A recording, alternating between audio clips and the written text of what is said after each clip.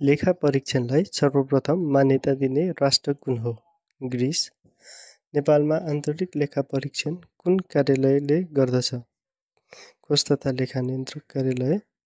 नेपालमा अन्तिम लेखा परीक्षण कुन कार्यालयले गर्दछ? महालेखा नियन्त्रक कार्यालयले। नेपालमा पहिलो पटक बजेट प्रस्तुत गर्ने अर्थमन्त्री को हुन्? सुवर्ण शमशेरजवाला।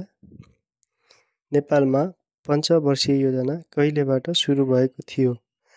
आर्थिक वर्ष 2013-14 लेखा परीक्षण कति किसिमका हुन्छन्?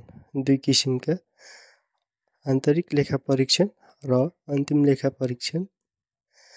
मालसामान खरिद गर्दा कति प्रतिशतसम्म महँगो भए तापनि नेपालमा उत्पादन भएको मालसामान खरिद गर्नुपर्ने कानुनी प्रावधान रहेको छ?